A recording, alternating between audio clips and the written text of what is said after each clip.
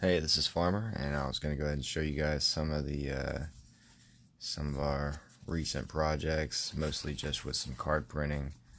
Uh, First off, we'd made some Sheriff cards because we kept having some issues with some people in our Friday Night Magic group actually forgetting what their roles were. So that being said, it took a little bit. We did some trials and errors here and there trying to figure some stuff out. But we ended up making some pretty decent cards. Pull these out real quick. So we ended up with trying to put together the rule types for some Sheriff formats. As you can see, we did a decent job on it. Cards don't look amazing or anything, but they're pretty well off considering we used an inkjet printer and some linen cardstock. In case you're trying to do something like this yourself, you could use regular cardstock, you could use regular paper if you wanted, but this linen cardstock turned out to be pretty sturdy. You can see here that it's not just gonna fold in half super easily.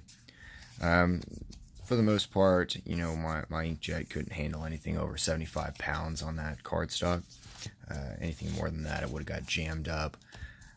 That being said, it's nowhere near as thick or sturdy as a full printed card would be, but for personal use, they turned out pretty well. So these here were actually regular cardstock. I think it was about 45-50 pounds. Pretty light, not really as thick as we wanted. So after some trial, we tried a couple different things, and it turned out the linen was the best thing for us. Now, that being said, some of the cuts that we made aren't super clean. Looks like that might be one of the better ones, actually. Here's one. If I can get the camera to focus on it a little bit. Maybe not. You can see it right here. You see that white little line there where the cut didn't go as clean. But most of these turned out pretty well on the back. We had a little trouble with the template we were using to try and get the cards printed on the back as well so that the cut was even.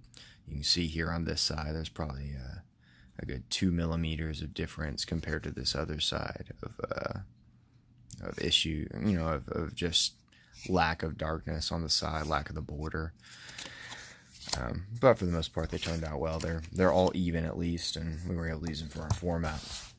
That being said, that was specifically for a Sheriff format. We used MTG Cardsmith to, jeez, I can't even get this thing to focus. We used MTG Cardsmith to print these cards out.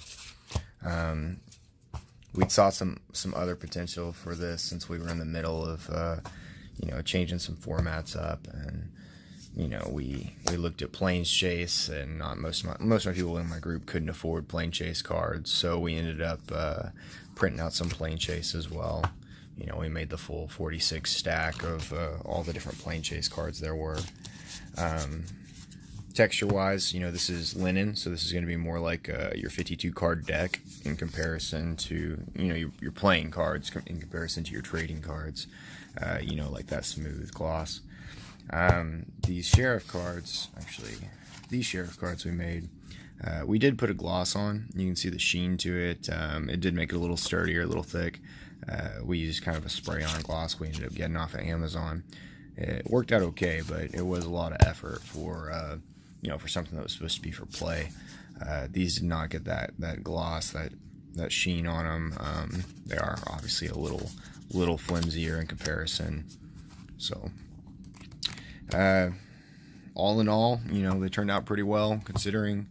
I would say that you're most likely not going to be able to shuffle something like this comfortably, but if you're just looking to make some proxies or build yourself a Plains Chase deck, or even if you've got a game format that maybe you need to make specific rules for, or try and make yourself some conspiracy cards and get yourself a draft going on, it turned out okay. So if you have any questions on how we put them together, for the most part, we used 75-pound linen cardstock. We used an inkjet printer.